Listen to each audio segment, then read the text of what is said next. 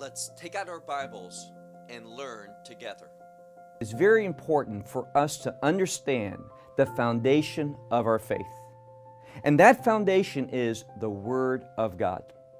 Another way that we can speak about the Word of God is simply the commandments of God. We spoke of the fact that those commandments come from a Hebrew word, which means unity, togetherness. And that's what Hashem wants. We realize very early on in the Scripture that Hashem wants us to enter into a covenant with Him. And that covenant preserves the unity.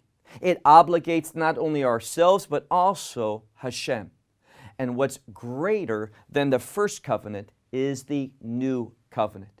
Because that new covenant puts a great deal of responsibility upon Hashem.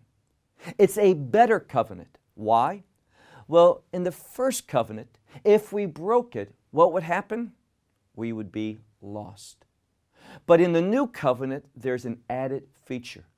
Hashem promises that even if we should sin, that He will forgive us our sins and cast them as far as the east is from the west. So there's that extra bonus of forgiveness or mercy or grace. But just because there's that mercy and grace doesn't mean the commandments of God, what we read in the Old Testament, lose their significance. Tear out your Bible and look with me to the book of Mark and chapter 7. Last week we began a two-part study of a particular passage, and we need to understand that there is a conflict in this passage. Now, most people would say that conflict is between Yeshua and the Pharisees and the scribes that came from Jerusalem to see Him, to understand what He was about, what He was teaching. But really, in this passage, there's an additional conflict. I would argue the primary conflict, and that is simply the conflict between the law of God and the traditions of the elders. And basically, that's the decision that each of us have to make in regard to how we live. Do we want to walk in the commandments of God, in obedience to His Word, or do we want to replace them with the traditions and the wisdoms and the way of man? That's the heart of it. Well, you recall that these Pharisees and these scribes, they came from Jerusalem and they wanted to scrutinize Messiah. And in doing so, they saw the disciples eating bread. We talked last week about how bread has that special status in Judaism. It is derived from some of the things that the Scripture says concerning bread. And because of that, these sages commanded, not the Word of God, that before you eat bread, you must wash your hands. And these Pharisees, these scribes from Judea, according to their tradition, they looked, and the disciples of Yeshua were transgressing not the commandments of God, not the purpose, the plan, the will, the truth of Scripture, but these traditions of the elders, of man, of the sages. And that caused a great negative impression upon these leaders from Judea. Now, Messiah, He responded, and He asked them a question. And in order to understand this last part of the text that we're going to be looking at today, and understand it in a way that will place power in our lives, so that we understand what God desires and expects from us and commands from us, we need to understand what Messiah said. He said to the Pharisees and the scribes, "Why is it that you, for the sake of your traditions, why is it that you forsake what? The commandments of God?" Now, it's very important that we see so we arrive at the right conclusion and not the traditional conclusion of Christianity. So that we arrive at the right conclusion, we understand the nature, the emphasis of the words of Messiah. I don't see how anyone can read this passage and come away with any other interpretation that Messiah is emphasizing the Word of God, the commandments of God, and not the teachings of man. Now, let's move on. Let's look at where we left off. Mark chapter 7, let's begin in verse 14. So there's this debate going on, not just between Yeshua and those Pharisees and the scribes, but understand, the disciples were there, and as well other individuals, Jewish individuals that were witnessing this also from the Galilee. Verse 14. And he called again the crowd, and he said something to them. He gave them a command. He says, listen to me, all these things, and understand. The emphasis in that text is upon the phrase all the things. See, we can't just pick and choose. It's not this verse, but ignore that verse. This one I like, this one makes me uncomfortable. This one I simply don't agree with. I don't know why it's there, so I'll just ignore it. He says, listen to me, all things. Now, it's very choppy in the original language, but sometimes that's why there's an emphasis. The choppiness puts the emphasis upon what he's saying. And he says it's only when we take the whole counsel, all of what Yeshua said, then we're going to what? Notice what it says at the end of that verse, that we're going to understand. Verse 15. Now, in verse 15, we see a very simple principle. We could call it, because the disciples do in a few minutes, we could call it a parable. He speaks nothing outside of man that enters into him, there is to it power. And it's very important that we see it. Nothing that comes outside of man that enters into him, none of that has the power to render him impure, to contaminate him. Now, let's stop for a moment. I want us to see what Messiah is emphasizing and what he's not. And the difference between those religious leaders that came from Judea and what Messiah was sharing. The religious leaders, they were emphasizing the external. Let me share with you another way that Judaism talks about the external. The external is simply those things that we can see with our eyes. But Messiah did not. He emphasized the internal, those things that we cannot see with our eyes. It's very similar to what Hashem said to Shmuel Hanavi, Samuel the prophet, in regard to his anointing of David. I mean, Samuel didn't think that David was right. But what does he say? Don't look at the outer things. Don't be like man that sees with his eyes, but God looks to the pnimimut, that is the inner things, the eternal things. So Messiah says, look at it again. He said, for nothing which is outside of man that enters into him has the power to render him impure, but.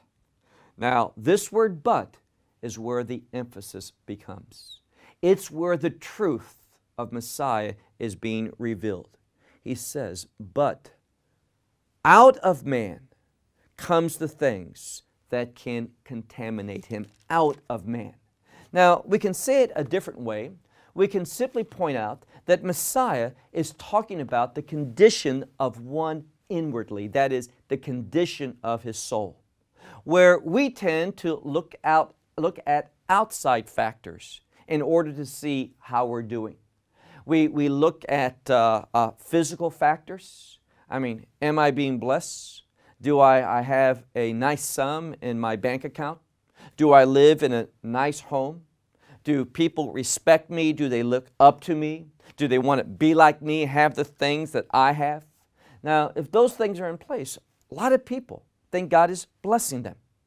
But the truth of the matter is, we're going to see another and a very different aspect of how Messiah evaluates. And it's on the internal condition, the spiritual dimension of man. Look with me now to verse 17. And when he entered into the house, and then it says, from the crowd, that is, he's no longer among the masses. There's no Pharisees, there are no scribes, there are no other individuals except his disciples. just Yeshua and his disciples. And they asked him, that is, his disciples asked him concerning this parable, this saying about emphasizing the internal and not the external. They don't understand it. And notice what he says to them, verse 18. And he says to them, thus also are you not understanding? Now, it's kind of a unique phrase that is said here. Why? Because it's a word understanding with a prefix attached to it. Now, it's really not simply the lack of understanding. It is a prefix which means against understanding. And that's a very subtle but important truth. It's not that the disciples simply were not understanding, but in that present condition, how their mind was trained by society, they were against knowing. There's a way that we can change that. Recently, I was sharing about Paro. And Paro, he had so often a revealing of God's presence, God's power before him. And what did he do? He rejected that. And it wasn't he was not understanding, he was against understanding. What does that mean? He simply didn't want to submit. And and here's a principle that's so important, it applies to all of us. When we have inwardly that desire not to submit, not to set aside our will, our wants, our desires, crucify them on that cross, when we don't want to do that, we want to continue in our direction, what happens? We won't be able to perceive. So Messiah says, are you also against knowing? He says, know that all that is outside, that enters into a man, once again he says, is not powerful, does not have the ability to render him impure. Now, let me stop for a moment and share with you of what we're talking about and what we're not talking about. Because some of you have asked, well, doesn't the Old Testament speak about these things that causes impurity? Yes, it does. And primarily, we're dealing with things such as death, also the bodily fluids and what causes that emission. So there are things in the Scripture that speaks about a man being rendered impure. But that's not what this is speaking about. The sages of old, the elders that gave these laws, they were talking about many different other aspects in addition to what the Scripture says. And primarily what they were saying was Gentiles. Now we know not just once but a few times there's that issue about whether a Jew can associate with a Gentile. And the answer from rabbinical Judaism 2,000 years ago was no, he cannot. Why? Well, if he does, he'll be rendered impure and he has to immerse to be restored back to that cleanliness, that status of purity. Well, where's that in the Scripture? Absolutely nowhere. So they were adding these things, and this is the subject of this passage about whether a Gentile, just because of who he is, not Jewish, if a Jew comes in contact with him, does he render that Jew ceremonial, unclean, impure, and unable to approach God until he immerses in a ritual bath in a mikveh? Here again, no, that's not what we're talking about. What we're talking about is something that's a little bit more important than that. What we're talking about when we look at the Old Covenant is those things that attach to death because death is related to sin. What are the Pharisees and the scribes talking about? This other impurity that comes directly from their own vantage point, from their perspective, not God's. Now, what I want to say is this. The subject of this passage has to do with the rabbinical views concerning impurity. Let me tell you what it does not have anything to do with whatsoever. And that is the dietary laws of Judaism. Let me say it again. The kosher laws that we find in the Torah. That is not the context of this passage whatsoever. Now the problem is this. People want to take that and apply that to this passage because we're talking about eating. Well, what we're talking about is eating with unclean hands. Never is the subject what the person is eating. Bread sometimes can simply refer to a meal. It is the standard bearer of the meal. It is the first thing that we partake of in a Jewish meal, the blessing known as the hamotzi. So what we're talking about is not the food, the nature of the food, whether it's permissible or forbidden. We're talking about eating that which presumably is permissible, bread, but with unclean hands.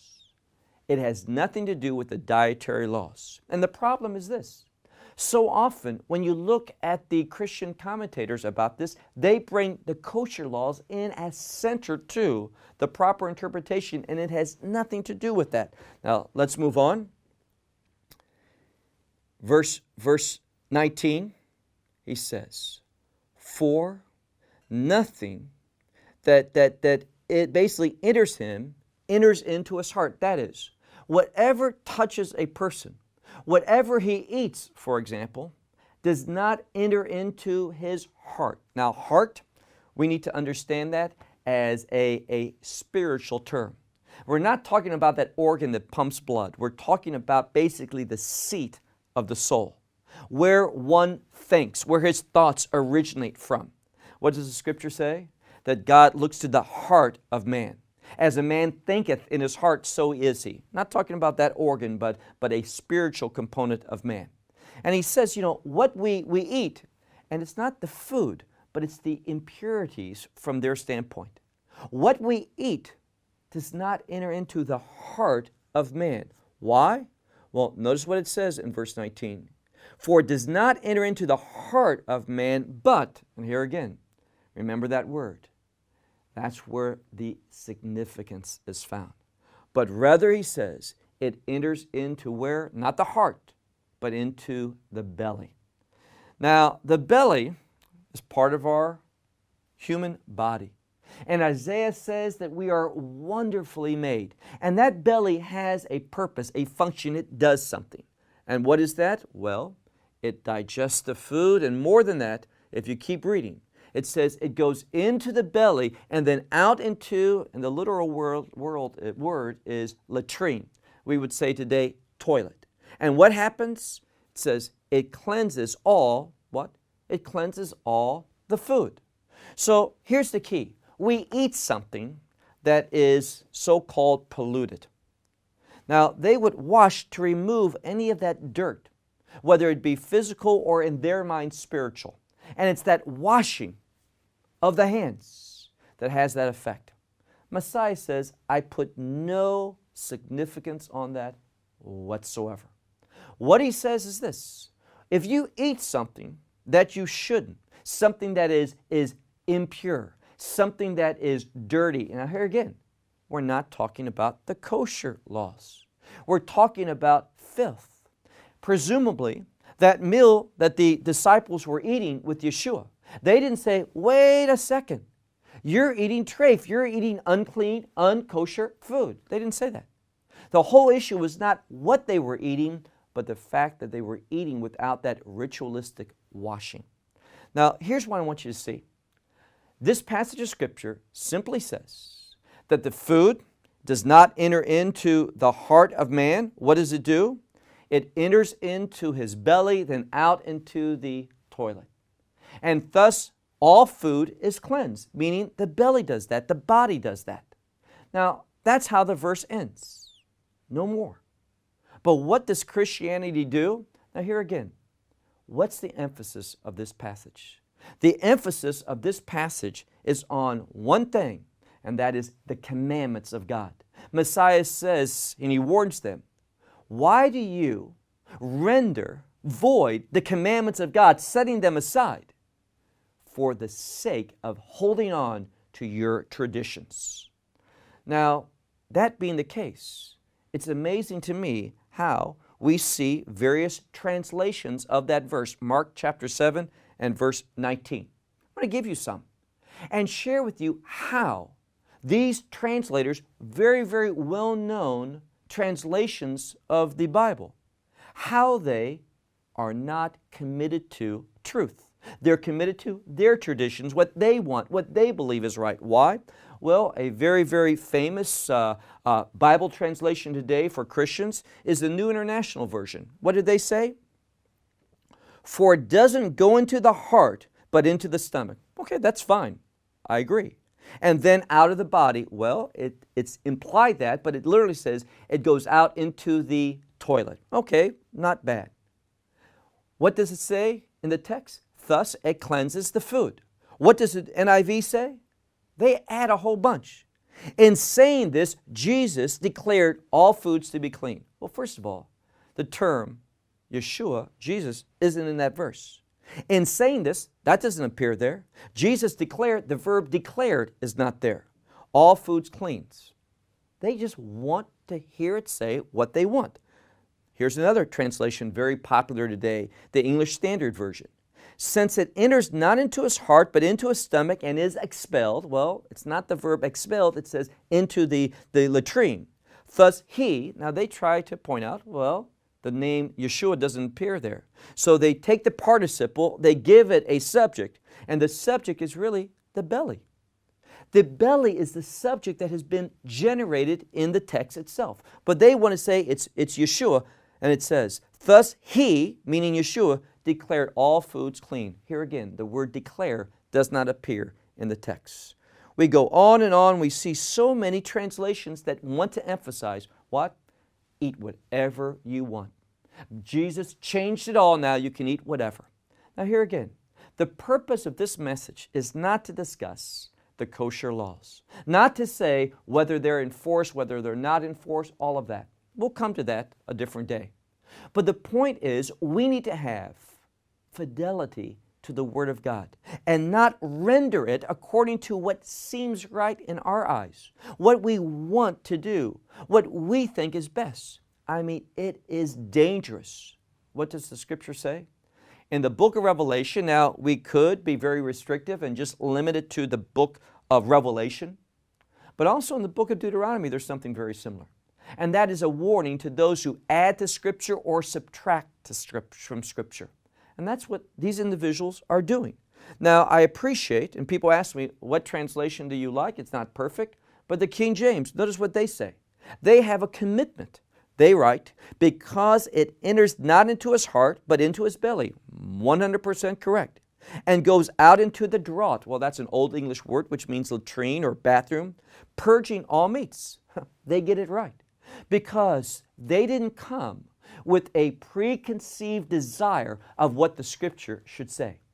And what I want to share with you is, as we look at this passage, we see the vast majority of English translations from the Greek, Christian translations, do not render it properly, not because it's unclear, not because it's debatable.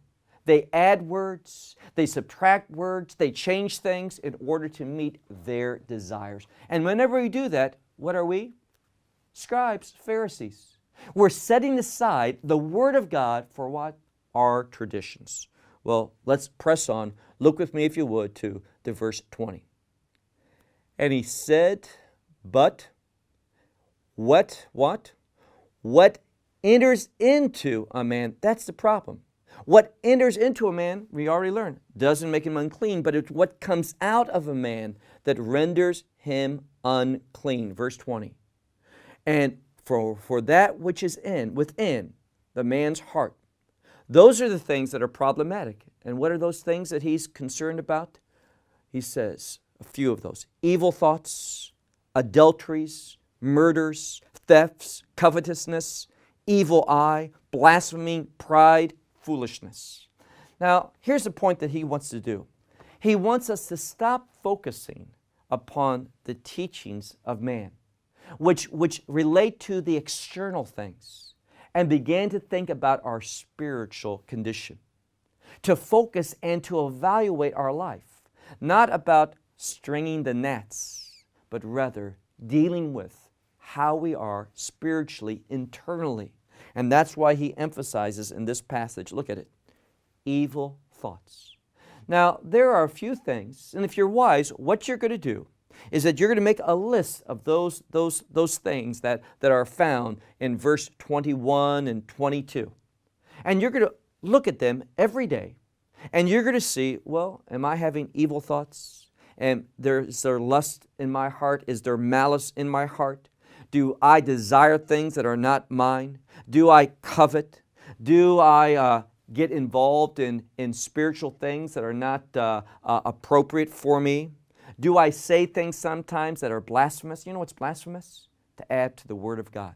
The book of Revelation, and this is what we were referring to, speaks about the fact that when we add or subtract, God is going to be very angry and place upon us the plagues of that book that are found in the book of Revelation. So let's wrap up. Look with me to the last verse, verse 23. For all these things are what? All these things which are bifnim, that is within man, he says, those evil things which go out, these are the things that renders a man impure. So there's really two ways to approach things. To focus on the external, to put the emphasis on that which you can see, or to put those things on the eternal, those things that are related to one's spiritual condition, the condition of the neshama, the soul of an individual. You know, it's very clear in the Scripture that these peripheral things are not the things that God emphasizes. What does He say? Well, He speaks to man, and He says, what is good, O man?